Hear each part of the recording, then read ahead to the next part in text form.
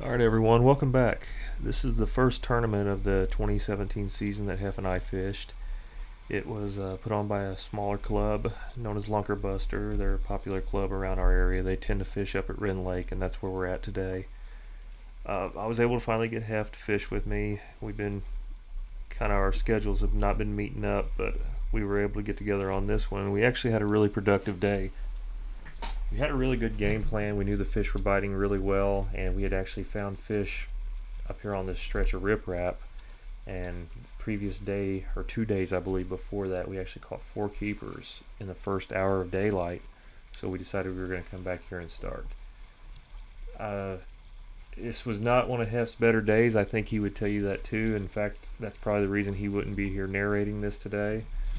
But I'm sure he'll get me back. This was just first one of the season, so we had to get all the bugs out.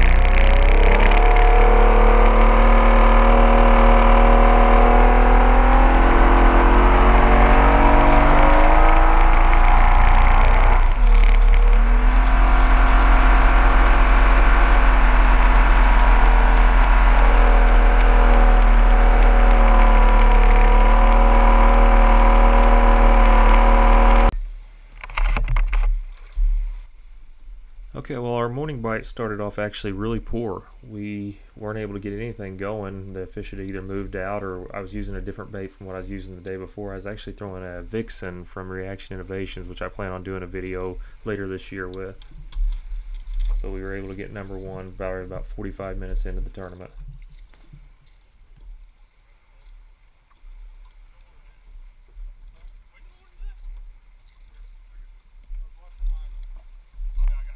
Now, I used the Vixen similar to the Sexy Dog. That was in Season 1, Episode 1, fishing with this KVD Sexy Dog. So I used the same pattern with it. Right now I'm just trying to see if they make a little more noise or have a little better action. I do like the color patterns on them a lot better, but right now I'd still stick with the KVD Sexy Dog if I had it to do over again.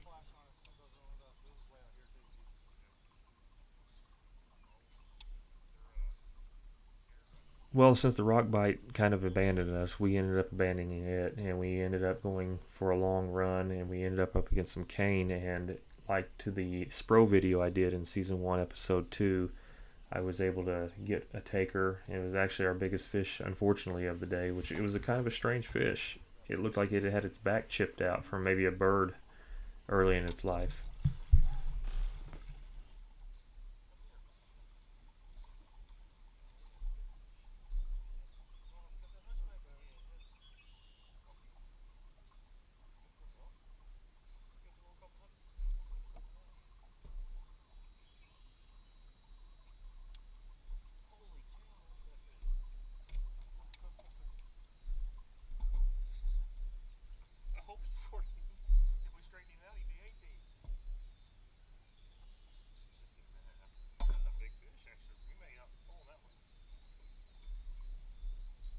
Here's actually a bait that I really plan on doing a video on very soon. It's a 10-inch worm by Berkeley power bait. It's one of my favorite baits in the hot summertime, and hopefully in the next couple weeks I'll get a video out on this bait because I use it an awful lot.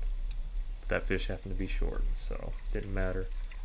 And here is another short fish just to kind of fill some space in. It's still early in the morning. It was caught on the Vixen, which our first keeper came off of too. So this fish was around 13 inches, which we needed a 14-inch to make our limit. Each fish has to be 14 inches or else it has to go back. Okay, and here I'm actually flipping a lock 'em up jig. I actually did a video on this one too. It was on episode 3. I approached some grass and I threw up in there, and I actually swim the jigs. Whenever I approach grass now, I don't actually pitch into it and just bounce the bait toward me. I actually like swimming it first to try to get any kind of reaction bite that I can from a fish. Once again, that fish was, unfortunately, it was 14 inches, but it was not the size we were looking for, and at this point we were at 3 fish and we only had probably around 5 pounds. It was a real struggle to catch big fish today for us. As I approached this point, I pulled out the 10-inch worm again. It's a black 10-inch worm by Berkeley. It's the power worm. It's really famous for being a summertime bait, and I do catch big fish on it. But today, nothing was big, unfortunately. That fish, I set the hook on and it pulled down immediately, but unfortunately the fish was actually stuck in a root ball, so it kind of camouflaged the size of the fish. But once I got him out of there, I knew he wasn't big enough, or wasn't the size that I was wanting. Once again, it was a keeper, but now we're sitting at about close to 7 pounds, unfortunately.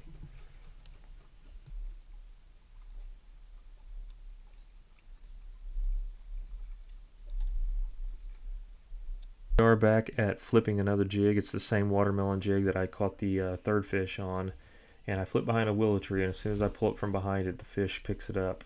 And this is fish number 5, and now we're sitting at about 9 to 9.5 pounds with 5 fish, and we're approaching midday, so we're kind of running out of time. We only have a couple hours left. So we were kind of scrambling, trying to figure out how to get our big fish, since everything we had done throughout the day, we had usually caught a nice fish in previous tournaments at least. But today the big ones just weren't biting for us.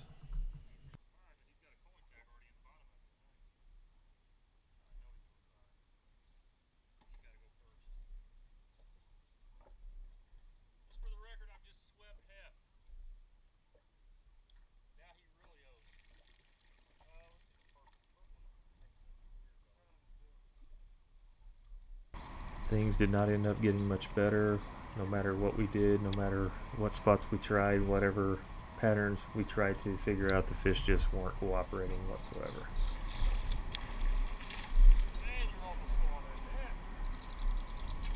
We love giving each other a hard time, guys, so just you got to get used to this.